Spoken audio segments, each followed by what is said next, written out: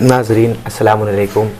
آج ہم سب پھر آپ کے سامنے موجود ہوئے ہیں ایک نئے عنوان پہ تبصرہ کرنے کے لیے اور تذکرہ کرنے کے لیے شان اعضاء چینل کے ساتھ جناب شجاع عباس صاحب کے ساتھ۔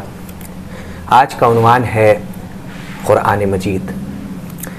ہمارے ساتھ بہت متبرک شخصیت جو کسی تعارف کی محتاج نہیں ہے، عالی جناب مولانا حجت الاسلام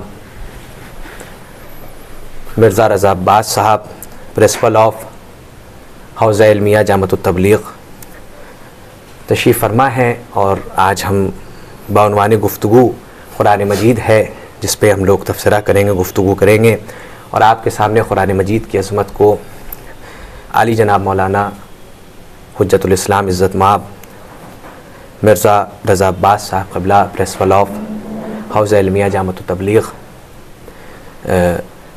برائے پروگرام قرآن مجید کے بارے میں آپ کے سامنے علمی گفتگو کریں گے اور اس کے حوالات پیش کریں گے تفسیر سے۔ آغا السلام علیکم۔ وعلیکم السلام ورحمۃ اللہ۔ سب سے پہلے بہت بہت شکریہ ادا کرتا ہوں کہ آپ کا بہت بہت شکریہ اس پروگرام میں آپ تشریف لائے اور ہمارے ساتھ، ہمارے ناظرین کے ساتھ جڑے، اور انشاءاللہ اس کے اوپر بہترین گفتگو آپ کریں گے یقیناً۔ آغا، سب سے پہلا سوال یہ ہے کہ قرآن مجید کیا ہے؟ حیثیت اس لیے میں پوچھ رہا ہوں کہ قرآن مجید علمی مومنین تشیع کے لیے یا عالم مسلمہ کے لیے، شیعت اور عالم مسلمہ تو جانتی ہے قرآن مجید کیا ہے، لیکن جو اور دیگر ممالک کے لوگ ہیں یا اور بھی قوم کے لوگ ہیں، ان کے لیے بھی یہ سوالات جو ہے کھلنا چاہیے کہ قرآن مجید کیا ہے۔ آغا اعوذ باللہ من الشیطان الرجیم، بسم اللہ الرحمن الرحیم۔ قرآن حکیم پروردگار رب العالمین کی وہ کتاب ہے کہ جس کے اندر ہدایت کی تمام تر چیزوں کو رکھ دیا گیا ہے۔ مسلمانوں کی کتاب الہی ہے، اور پروردگار کی طرف سے چوتھی کتاب جو ہے وہ قرآن حکیم ہے۔ مسلمانوں کے درمیان سب سے محکم اور سب سے مضبوط جو کتاب ہے، جو عبد اور معبود کے رشتے کو نزدیک کرتی ہے، اس کا نام جو ہے وہ قرآن ہے۔ بے شک قرآن اگر ہم یہ کہتے ہیں کہ فقط مسلمانوں کے لیے ہے یا فقط تشیع کے لیے ہے یا فقط مسلمانوں کے لیے ہے، تو یہ کہنا جو ہے غلط ہے۔ قرآن پوری کائنات عالم کے لیے راہ ہدایت ہے۔ بے شک۔ اب جس کا دل چاہے اس قرآن سے ہدایت استفادہ کر لے، جس کا دل چاہے استفادہ نہ کرے۔ جیسے قرآن مجید میں ارشاد ہو رہا ہے، اِنَّا هَدَيْنَاهُ السَّبِيلَ إِمَّا شَاكِرًا وَإِمَّا كَفُورًا۔ ہم نے آپ کے لیے ہدایت کے راستے کھول دیے۔ اب آپ چاہے یہ قرآن ہدایت ہے، اب آپ چاہے کفران نعمت کریں، چاہے شکران نعمت کریں۔ اور قرآن حکیم جو ہے یہ ایک نور الہی ہے کہ جو انسان کو ضلالت و رذالت و پلیدگی کی زندگی سے نکال کے راہ نجات، اوج اور بلندی کی طرف لے کے جاتا ہے۔ بے شک۔ پروردگار نے جس مقصد سے انسان کو پیدا کیا ہے، اس مقصد کو پوری طرح سے سمجھانے کے لیے اگر کوئی چیز کافی ہے تو وہ قرآن حکیم ہے۔ اس نہج سے ہم لوگوں کو قرآن حکیم کے اوپر عمل کرنا چاہیے۔ بالآخر یہ رائے ہدایت ہے، یہ الگ چیز ہے کہ ہم لوگ قرآن سے ہدایت نہیں پا رہے ہیں، ہم لوگ قرآن سے استفادہ نہیں کر رہے ہیں، ہم لوگ قرآن کو چھوڑے ہوئے ہیں۔ ہمارے گھروں میں قرآن جو ہے اس وقت سب سے مظلوم ترین جو کتاب ہے وہ قرآن حکیم ہے۔ ہم ہر کتاب کو اہمیت دیتے ہیں، ہر کتاب کو فوقیت دیتے ہیں، مگر جو کتاب ہم کو پروردگار سے نزدیک کرنے والی ہے، جو کتاب ہم کو پروردگار کے پاس لے جانے والی ہے، جو کتاب ہم کو راہ ہدایت دکھانے والی ہے، اسی کتاب سے ہم جو ہے کنارہ کشی اختیار کیے ہوئے ہیں، اور بس ہمارا شعار یہ رہ گیا ہے کہ ہم زبان سے تو کہہ دیتے ہیں کہ قرآن ہماری کتاب ہے، مسلمانوں کی کتاب ہے، اسلام کی کتاب ہے، مگر ہم لوگ اس کے اوپر کوئی عمل جو ہے وہ کرنے پہ راضی نہیں رہتے۔ اگر ہم چاہیں کہ ماہ مبارک رمضان میں بہترین استفادے از قرآن سے استفادے کا بہترین موقع ہے. ہم ماہ رمضان مبارک میں قرآن سے اچھا استفادہ کر سکیں. آج مسلمان جو اتنا پچھڑا ہوا ہے اور اتنے خار اور ذلت کی زندگی کو گزار رہا ہے، اس کا سب سے بڑا ریزن اور سب سے بڑی وجہ یہی ہے کہ انسان قرآن جس کے اندر پروردگار نے ہر خشک و تر کا تذکرہ رکھ دیا ہے، ہر چیز کا حل قرآن کے اندر موجود ہے، انسان اس قرآن سے استفادہ نہیں کر رہا ہے. قرآن غیروں سے استفادہ کر رہا ہے، اللہ کی کتاب کی طرف رجوع نہیں کر رہا. مثال کے طور پر ایک واقعہ آپ کی خدمت میں عرض کر دوں کہ آج مسلمانوں میں غربت چھائی ہوئی ہے، بے روزگاری چھائی ہوئی ہے، علم کا فقدان ہو رہا ہے، لوگوں میں بیماریوں کا وجود آ رہا ہے، جبکہ ہر چیز کی دوا قرآن کے اندر موجود ہے. بے شک. اس کی مثال ایسے ہی ہے کہ جیسے ایک استاد، ایک باپ جس کے 3 بیٹے ہوں، ایک بیٹی ہو، بیٹے ہوں، اور اس باپ کے پاس غربت کا عالم ہو اور اس کی اہلیہ جو ہے مریض ہو اور وہ اس کے علاج کے لیے بھی کوشاں ہوں اور وہ اس کا علاج بھی نہ کرا پا رہا ہو. ایک بیٹا جو ہے وہ اپنے آپے سے باہر ہو گیا ہو اور اس کے اوپر اس کا کوئی واعظ اور نصیحت اثر نہ کر رہا ہو، اور بیٹی جو ہے وہ اپنی منمانی کے اوپر اتر کے آ گئی ہو. ایک بیٹا ہے وہ جو ہے اس کو صحیح اشاروں کے اوپر آپ یہ کہہ لیجئے کہ اس کے کہنے کے اوپر چل رہا ہے. اب جب یہ باپ بہت پریشان ہو جاتا ہے تو اپنے مشکلات کے مداوے کے لیے اپنے وطن کو چھوڑنے کے لیے آمادہ ہوتا ہے اور یہ چاہتا ہے کہ ہم جائیں، کسی دوسری کنٹری جائیں، کسی دوسرے ملک جائیں، کسی دوسرے شہر جائیں، اپنی جگہ سے دوسری جگہ کو عوض کریں. شاید ہمارے پاس کوئی اس کا مداوع نکل آئے، میرے ہاتھ میں پیسے آ جائیں، دولت آ جائے، ثروت آ جائے. وہ اپنے بیٹی کو بہت نصیحت کرتا ہے، جاتے وقت کہتا ہے کہ بیٹا دیکھو، جس سے ہم کہہ رہے ہیں اسی سے تمہیں ازدواج کرنا ہے، میری مرضی خلاف نہیں کرنا ہے. وہ کہتی ہے نہیں، جس سے میں چاہ رہی ہوں اس سے ازدواج ہوگی، گرچہ جس سے وہ ازدواج چاہ رہی ہے وہ لڑکا، اس کا کفو صحیح نہیں ہے، مطلب اسلامی مقدسہ اسلامیہ کی پابندی نہیں کرتا ہے، یا بیٹا جو ہے وہ اس کے کہنے کے اوپر عمل پیرا نہیں ہوتا ہے. اب ایک بیٹا ہے اور وہ جو ہے اپنے باپ کی ہاں میں ہاں ملاتا ہے. باپ اپنی بچوں کی ماں کے علاج کے لیے باہر جاتا ہے کہ اس کا علاج ہو سکے. اب جب وہ 4-5 سال کے بعد باہر سے لوٹتا ہے تو اس کا ایک روش یہ رہتی ہے کہ پیسے جو ہے وہ لفافے میں رکھ کے کماتا ہے اور اپنے بچوں کے لیے بھیجتا رہتا ہے. نامے اس کے ساتھ ہوتے ہیں، خط اس کے ساتھ ہوتے ہیں کہ بیٹا یہ پیسے اپنی ماں کی لگا دو، یہ پیسے اپنے بھائی کو دے دو، اسے سمجھاؤ کہ دنیا جو ہے اچھی کرنے کے لیے جو ہے اخلاق کو اچھا کرنا ہے، دوستوں کی صحبت کو اچھا کرنا ہے. بیٹی کے لیے ہدایتیں آتی ہیں، بیٹی جس چیز کے لیے میں نے تم کو منع کیا ہے اس چیز سے تم کو جو ہے دور رہنا ہے، جس بیٹے سے شادی کی منع کی اس کی طرف نگاہ نہیں کرنا ہے. اب جب وہ لوٹ کے آتا ہے 4-5 سال کے بعد تو کیا دیکھتا ہے کہ پورا گھر کا گھر جو ہے وہ تباہ کاری میں مبتلا ہو چکا ہے. باپ نے پوچھا اس بیٹے سے جو اس کا صحیح بیٹا تھا، بیٹا یہ بتاؤ بڑا بھائی تمہارا کیا ہوا؟ کہتا ہے کہ بابا وہ تو آپ جب تھے تب نہیں سنتا تھا، اب تو وہ بالکل نہیں سنتا، چلا گیا. وہ تو سڑکوں کے اوپر اوباش لوگوں کے ساتھ جو ہے وہ ٹہل رہا ہے. بیٹا میری بیٹی کیا ہوئی، تمہاری بہن کہاں ہے؟ کہیں گے بابا وہ تو جس کے ساتھ آپ نے منع کیا تو اس نے تو اسی کے ساتھ شادی کر لی. ماں کہاں ہے تمہاری؟ بابا پیسے کی تنگی کی وجہ سے ماں کا علاج نہیں ہو سکا، ماں فوت ہو گئی، دنیا سے چلی گئی. تو ایک مرتبہ باپ تعجب میں پوچھتا ہے کیا میں نے تم کو دوا کے لیے پیسے نہیں بھیجے؟ کیا میں نے اپنی بیٹی کی ہدایت کے لیے نصیحتیں اور واعظ اس کے اندر لکھ کے خط میں تم کو نہیں بھیجے؟ کیا میں نے جو ہے تمہارے بھائی کے لیے واعظ و نصیحت جو ہے وہ لکھ کے نہیں بھیجی؟ تو وہ کہتا ہے بابا آپ نے کہاں بھی کہا، میں نے تم کو نامے بھیجے یا نہیں بھیجے، خط پاکٹ بھیجے، لفافے بھیجے نہیں بھیجے؟ کہتے ہیں ہاں بھیجے تھے. کہتے ہیں کہ بیٹا وہ کہاں ہے؟ تو دیکھو ایک بہت بڑا ڈبہ لے کے آیا. کہیں گے اس کے اندر، کہ اس کے اندر کیوں رکھے؟ کہنے لگا کہ مجھے آپ سے بہت محبت تھی، گھر والوں کو آپ سے محبت تھی، جو نام آپ دیتے تھے تم اس کو کھولتے نہیں تھے، چوم کے اس کے اندر رکھ دیتے تھے.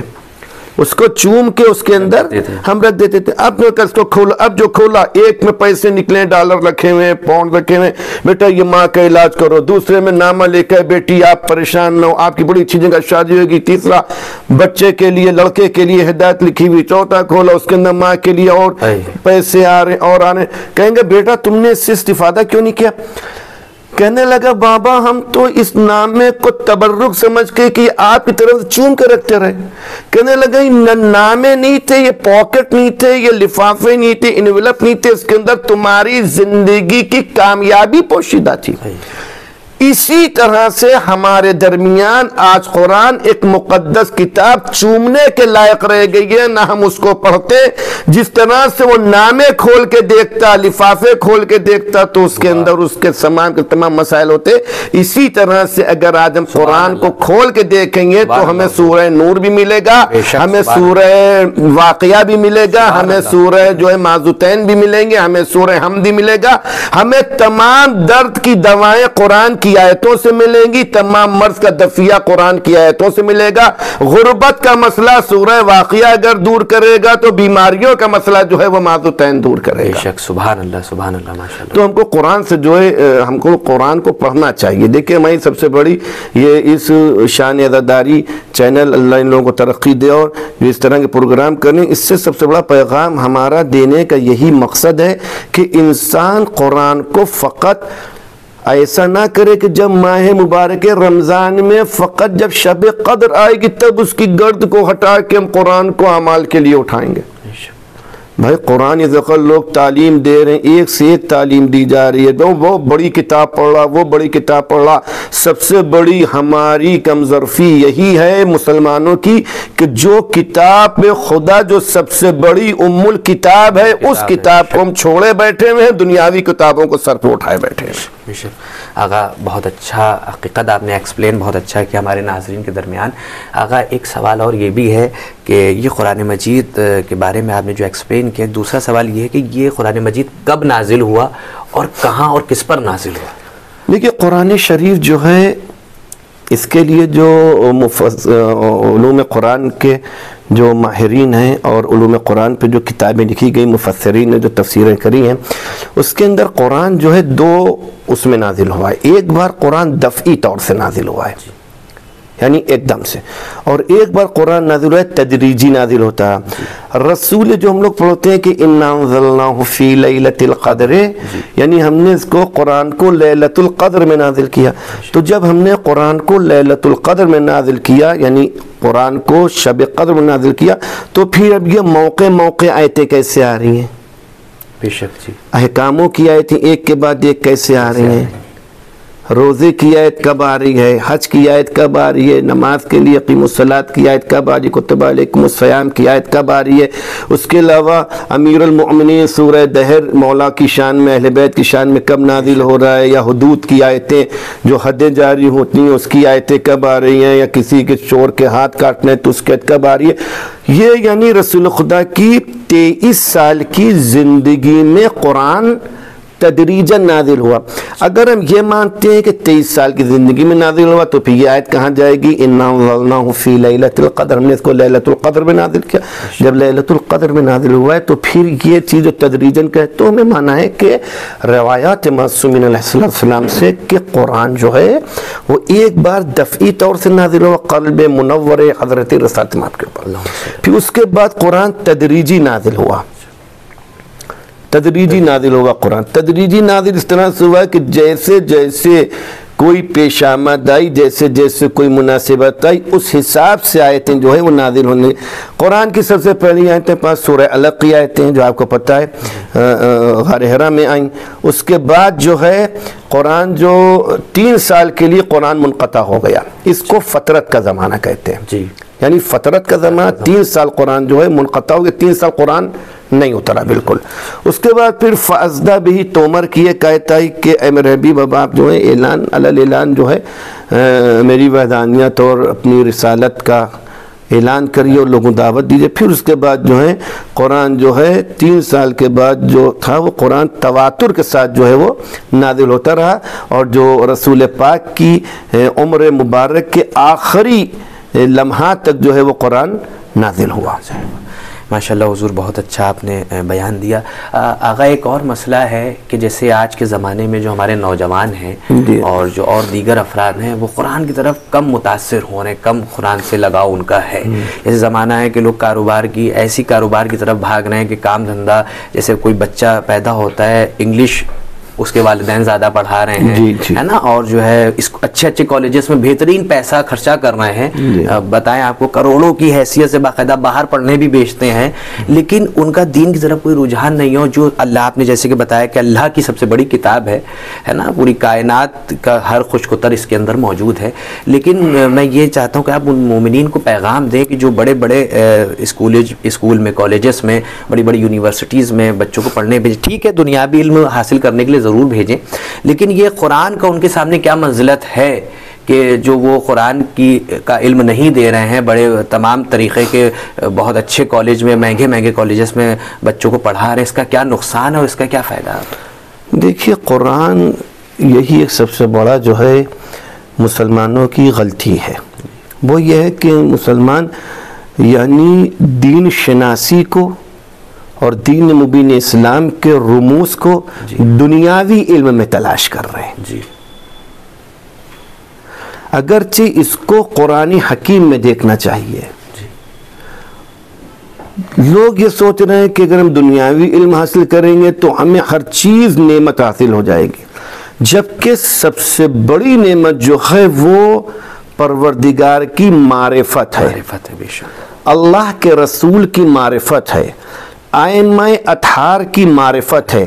ہم لاکھ کروڑ پتی بن جائیں مگر اگر ہم دین مبین اسلام سے بے خبر ہیں اور اس کی ہمیں کوئی خبر نہیں ہے تو ہماری ساری دولت بیکار ہے، جب تک کہ ہم انسان نہیں بنیں گے۔ اور انسان بننے کے لیے قرآن حکیم کی تعلیم جو ہے وہ بہت ضروری ہے، چونکہ قرآن جو ہے مردہ دلوں کو زندہ کرتا ہے۔ بے شک قرآن انسان کو نور بخشتا ہے، بے شک قرآن انسان کی زندگی کو ہموار کرتا ہے، قرآن شریف انسان کو ضلالت و رذالت و گمراہی و پلیدگی سے نکال کے انسان کامل تک پہنچاتا ہے۔ یعنی آپ یہ کہہ لیجئے کہ انسان کو پستی سے نکال کے جو اعلیٰ علیین کی طرف لے جانے والی شے کا نام ہے اس کو قرآن حکیم کہتے ہیں۔ اب ہم لوگوں نے دنیا سے ربط اختیار کر لیا، ہم لوگ سوچے کہ یہ ایک کوئی آئی ایس بن جائے گا، کوئی پی سی ایس بن جائے گا، کوئی بہت بڑے عہدے پہ پہنچ جائے گا، کتنا پہنچے گا، کہاں تک جائے گا؟ زیادہ اگر بہت عمر پائے گا 100 سال کی عمر پائے گا، ان 100 سال میں بھی 100 سال وہ کام نہیں کرے گا، 62 ایئرس کے بعد جو ہے وہ بالاخر معطل کر دیا جائے گا، ایکسپائر کر دیا جائے گا کہ بعد جائیے تو اس کا سارا علم رہ جائے گا۔ لیکن اگر قرآن کی روش کو لے کے چلے گا تو اس کو ایسا علم ملے گا کہ جس کے لیے خدا کہہ رہے کہ میں نے ہر چیز کو ایسا کر دیا ہے قرآن حکیم کے اندر۔ تو جب اس کو ہر چیز کا علم حاصل ہو جائے گا تو نہ وہ انسان کبھی بھوکا رہے گا، نہ وہ کبھی کسی کا محتاج رہے گا، باعزت رہے گا، باوقار رہے گا۔ اور ہماری امت مسلمہ کے جوانوں سے یہ گزارش ہے، اپیل تو نہیں، گزارش یہ ہے کہ ہر مذہب اس وقت اپنے دین کے اوپر کام کر رہا ہے، ہر مذہب کام کر رہا ہے، لیکن ہم لوگوں کے ساتھ سب سے بڑی مشکل یہ ہے کہ ہم لوگ ہر چیز کے لیے کام کر رہے ہیں، ہر ایک کے لیے وقت دے رہے ہیں، مگر قرآن حکیم کے لیے ہم لوگوں کے پاس 24 گھنٹے میں دیکھیے اگر انسان 5 منٹ بھی قرآن کے اوپر کام کرے، میں ایک تو اس کا فائدہ بہت، دنیاوی فائدے بہت ہے۔ ایک میں دکان کے اوپر گیا تھا تو وہاں کے اوپر کہنے لگے مولانا صاحب بہت آج کل کچھ دکانداری نہیں ہو رہی، غربت ہے، اور یہ مطلب ہر آدمی جو اس وقت آج کل کے حساب سے پریشان ہے، وہ بیچارہ پریشانی بیان کر رہا تھا۔ ہم نے کہا کہ کیا کیا عمل کرتے، کہنے لگے کہ عمل کیا کرتے ہیں، اسی میں لگے رہتے ہیں۔ ہم نے کہا کہ آپ ایک کام کریں، آپ ایک کام کریں تو انشاءاللہ اللہ آپ کے رزق میں برکت دے گا، کیونکہ خدا برکت دینے والا ہے۔ وہ چاہے گا تو مٹی کے کاروبار میں برکت دے گا، نہیں چاہے گا تو آپ کے ہیروں کا کاروبار ہوگا، اس میں آپ جو ہے وہ زمیندوش ہو جائیں گے، آپ ترقی نہیں کر پائیں گے۔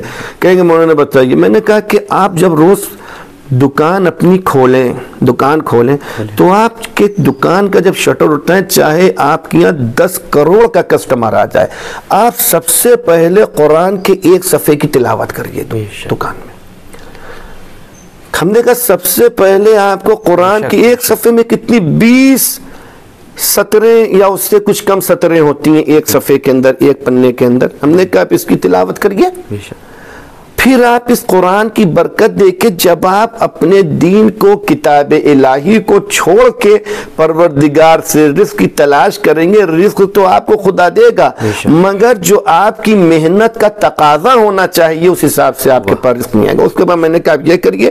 اس کے بعد دوسری چیز میں نے یہ بتائی کہ آپ قرآن کی 20 آیتیں پڑھیے اور حضرت ابا عبداللہ الحسین علیہ السلام کی زیارت عاشور کو جو ہے آپ چاہے 10 لاکھ کا کسٹمر ہو، جب تک کہ یہ 2 عمل آپ نہ کر لیجئے آپ اس وقت تک اپنی دکان کی جو ہے ابتدا نہ کریے. اور جب آپ اس کے ساتھ قرآن اور اہل بیت کو آپ لے کے چلیں گے اپنے زندگی کے روال میں، تو یاد رکھیے کامیابیاں آپ کے قدم چومیں گی. دشمن چاہے گا بھی کہ آپ کو نیچا کر دے، سرنگون کر دے، مگر آپ کا ہمیشہ سر بلند اور سرفراز رہے. بے شک، ماشاءاللہ، سبحان اللہ.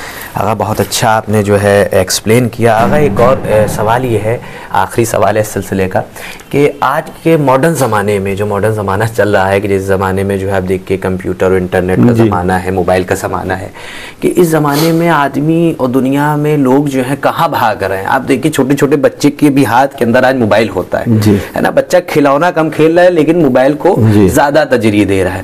تو آغا ایک یہ ہے کہ آج کے ماڈرن زمانے میں ہمیں قرآن مجید سے کیسے استفادہ حاصل کرنا چاہیے، کس طریقے سے ہمیں جو ہے اس سے مدد لینی چاہیے، اس کا سوال آج کے زمانے میں. دیکھیے یہ ابھی کل درگاہ حضرت عباس علیہ السلام میں ایک پروگرام ہوا تھا کہ امام زمانہ اور ہماری ذمہ داریاں، اس میں بھی میں نے تقریر کرنا تھی. میں نے اس میں یہی کہی تھی کہ آج ہمارے پاس ہر چیز کے لیے وقت ہے، ہر چیز کے لیے وقت ہے، مگر اگر ہمارے پاس وقت نہیں ہے تو نہ خدا شناسی کے لیے وقت ہے، نہ امام شناسی کے وقت ہے. خدا شناسی یعنی قرآن شناسی. جب ہم قرآن کو نہیں پہچانیں گے ہم خدا تک کیسے پہنچیں گے؟ جب تک کہ ہم سورہ الحمد کے رموز کو نہیں جانیں گے ہم خدا کی تعریف کیسے کر سکتے ہیں؟ جب تک کہ ہم سورہ توحید کو پوری طرح سے نہیں سمجھیں گے، جب تک کہ ہم کیسے سمجھ پائیں کہ میرا خدا ہر چیز سے پاک و پاکیزہ ہے. بے شک. تو ہمارے لیے دیکھیں وقت تو ہمارے پاس بہت ہے. یہ جو آج کل یہ کہا جاتا ہے ماڈرن زمانہ ہے، وقت نہیں ملتا. میں نے کہا تھا کل یہ پروردگار نے آپ کو 24 گھنٹے روز دیے ہیں.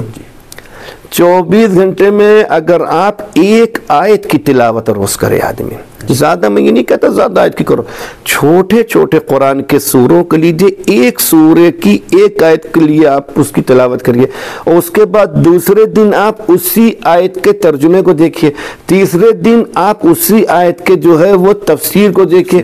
انشاءاللہ خدا جو ہے اس کے نور سے آپ کو فضولیات سے نکالے گا باہر، اور آپ کے دل کے اندر ایسا نور ہدایت اور نور قرآن کا چراغ روشن ہو جائے گا کہ آپ دنیاوی کاموں کو انجام دیں گے مگر دین سے جو ہے آپ بھی خبر نہیں ہو پائیں گے. ماشاءاللہ، سبحان اللہ. تو ہم کو جو ہے دین کی طرف، یہ نہیں ہے کہ ماڈرن زمانے تم کو یہ موبائل ہے، موبائل میں اگر شیطان اندر دخیل ہے تو رحمان بھی اندر ہے. بے شک، بے شک. اگر اس موبائل ہم کو جو ہے شیطانت کی طرف لے جا رہے تو اس موبائل نے ہم کو یعنی رحمان کی طرف لے جانے کے لیے بھی بہت چیزیں سہولت کر لی، مگر اگرچہ سب سے بہترین چیز یہ ہے کہ قرآن کو اصل قرآن سے پڑھیں. بے شک، اصل قرآن سے پڑھیں. جیبی قرآن آتا ہے، جیب میں رکھنے والا چھوٹا قرآن ہے، اور قرآن کو لیجئے اپنی جیب میں رکھیے. کہیں کے اوپر آپ گئے، کسی کا انتظار کر رہے ہیں، کوئی بات نہیں، قرآن نکالا، اس کے اندر سے جو ہے وہ 2 آیتیں پڑھنی آپ نے. قرآن دیکھیے یہ نہیں کہہ رہا ہے کہ ہم کو کھولو تو پورا ختم کرو. بے شک. اور جس نے پورا نہیں پڑھا وہ یہ سب بنائی ہوئی چیزیں. آپ جتنا بھی قرآن سے استفادہ کر سکتے ہو، اگر آپ کے پاس ماحول بالکل وقت نہیں ہے، وقت درکار نہیں ہے، تو آپ ایک آیت کے اوپر کام کریے.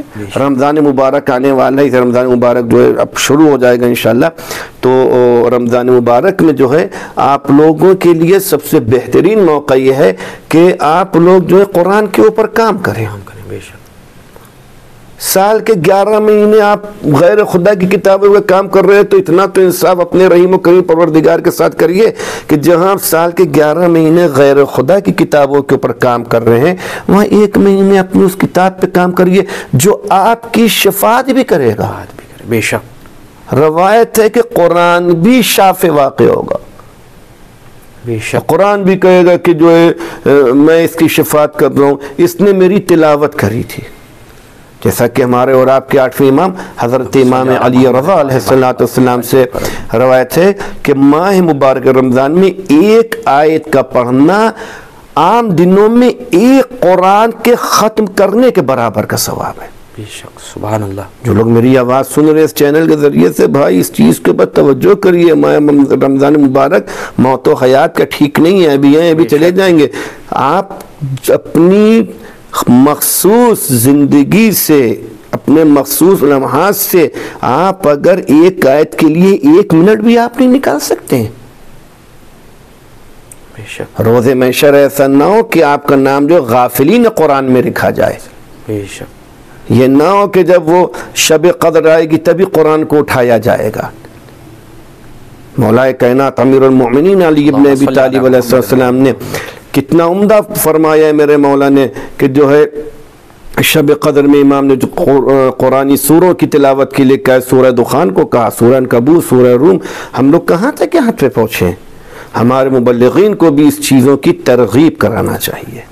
فقط ہمارا کام یہ نہیں ہے کہ ہم جو ہے نماز پڑھائیں اور نماز پڑھا کے لوگوں کے درمیان سے اٹھ کے چلے جائیں، بلکہ ہمارا کام یہ بھی ہے کہ ہم کتاب الہی کی طرف لوگوں کو راغب کریں. بے شک بس یہی ہمارا پیغام ہے کہ انشاءاللہ یہ آنے والا رمضان جو ہے یہ ہم لوگوں کی بہار قرآن کا مہینہ بنے. جیسا کہ ائمہ کی فرمائش ہے بہار قرآن، ہر چیز کی ایک بہار ہوتی ہے. قرآن جو رمضان کی بہار قرآن ہے. ہم لوگ قرآن پڑھیں گے، ہمارے گھر میں ہر بچے کو اٹھانا چاہیے. پڑھے دیکھے قرآن کے لیے تو قرآن اتنی بڑی کتاب ہے، اس کے لیے تو یہ ہے کہ اس کا دیکھنا بھی عبادت ہے، پڑھنا بھی، سننا بھی عبادت ہے. یعنی انسان روز محشر خدا کے سامنے کوئی عذر نہیں لا سکتا کہ ہم ان پڑھ تھے نہیں پڑھ پائے، ہم اندھے تھے نہیں پڑھ پائے، میری زبان نہیں تھی، میرے کان نہیں تھے. کچھ تو ہے. میں نے ایک چیز ایک پروگرام میں کہی تھی کہ جو آدمی اندھا ہو دیکھ بھی نہ سکتا ہو قرآن کو، بہرا ہو سن بھی نہ سکتا، زبان اس کی گونگی ہو پڑھ بھی نہ سکتا ہو، بھیا کچھ نہیں کر سکتے. تو جو محفل قرآن، انس با قرآن کی محفل سجی ہوئی ہے، اس محفلی میں بیٹھو، اللہ تمہیں وہاں بیٹھنے کا ثواب عطا کرے گا. بے شک سبحان اللہ. اس کا پہلی بات ہم لوگوں کا رشتہ، ہم آل محمد کے چاہنے والے، بے شک سبحان اللہ، چہردہ معصومین کے ماننے والے، ہم لوگوں کا رشتہ پتہ ہے قرآن سے کتنا مستحکم ہے. ہم لوگوں کا تو رشتہ قرآن سے قطعی نہیں ہونا چاہیے. چونکہ اللہ کے رسول نے ارشاد فرمایا تمہارے درمیان 2 گران بہا چیزیں چھوڑ کے جا رہے ہیں، ایک قرآن ہے اور ایک اہل بیت ہے، جس کی مثال حضرت امام حسین علیہ السلام روز عاشور، عصر عاشور کے بعد نوک نیزہ کے اوپر سر مقدس حسین بلند ہوا، مگر اس کا رشتہ قرآن قطع نہیں ہوا. بے شک امام ہمارے بیان کر رہے کہ میرا رشتہ قرآن ختم نہیں ہو. یہی روش ہمارے لکھنؤ کے بزرگوں نے ہم لوگوں نے دی کہ ہماری کیا عزا خانہ جب سجتا ہے تو سب سے پہلے اس کے آگے قرآن جو کھول کر رکھا جاتا ہے، یہ اسی کی تاثیر ہے کہ میرے مولا نے نوک نیزہ پہ قرآن پڑھا تو سورہ کہف کو کھول کے رکھا جاتا ہے. ہمارے کیا کوئی بھی مجلس ہوتی ہے مرحوم کی اثر ثواب کی ایام عزا کی، شہادت اب عبداللہ حسین کی، تو اس میں سب سے پہلے قرآن کی تلاوت کیوں کی جاتی ہے؟ اس لیے کی جاتی ہے کہ ہم لوگ رسول کی حدیث کے مطابق چل رہے ہیں. ہمارے اگر ایک ہاتھ میں اہل بیت کا دامن ہے تو دوسرے ہاتھ میں قرآن کا دامن ہے. نہ ہم نے اہل بیت کو چھوڑا ہے نہ قرآن کو چھوڑیں گے. اور آنے والے رمضان بہار قرآن میں ہم لوگ بہترین بطور احسن قرآن کے اوپر کام کریں گے اور قرآن کی تلاوت سے اپنے گھر کو نورانی کریں گے. اس لیے حدیث میں وارد ہوا ہے کہ جس طرح سے اہل زمین کے، سنیے، جس طرح سے اہل زمین کے لیے آسمان میں ستارے روشن چمکتے دکھتے ہیں، اسی طرح سے جس گھر میں قرآن کی تلاوت ہوتی ہے تو آسمان والوں کو وہ گھر اسی طرح سے جیسے ستارے چمکتے ہیں آسمان پر ہم لوگ دیکھتے ہیں، اس طرح سے وہ گھر نورانی ہوتے ہیں، چمکتے ہیں، اور فرشتے جو اس کو دیکھتے ہیں اس کے اوپر عشق کرتے ہیں. سبحان اللہ. انشاءاللہ ہم لوگوں کو قرآن کے ذریعے سے اپنے گھروں کو روشن کرنا چاہیے، اپنے قلوب کو پاک و پاکیزہ کرنا چاہیے.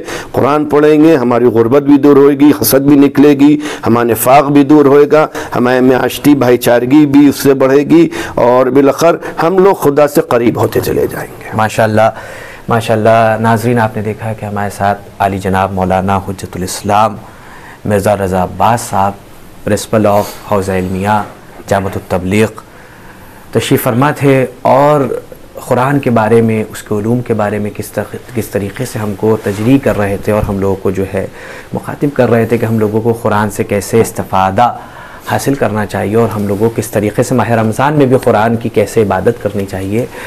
ماشاءاللہ بہت ہی اچھا آپ بیان دے رہے تھے۔ یقیناً ہم اور آپ پروردگار کی بارگاہ میں دعا کریں کہ پروردگار ہم سب کو توفیق دے کہ ہم سب قرآن مجید کا اس رہتی دنیا میں اور اس ماڈرن زمانے میں استفادہ حاصل کریں اور اس کے اوپر عمل کر سکیں۔ اہل بیت کے صدقے پروردگار ہم سب کو توفیق دے۔ تو ناظرین انشاءاللہ اجازت دیجئے، میں صادق عباس صاحب و جناب شجاع عباس صاحب کو اور شان اعضاء کے چینل کے تمام کارکرتا کو انشاءاللہ ہم لوگ نئے عنوان کے ساتھ پھر آپ کے سامنے حاضر ہوں گے اور انشاءاللہ وہ عنوان آپ کے سامنے پیش کیا جائے گا۔ السلام علیکم ورحمۃ اللہ وبرکاتہ۔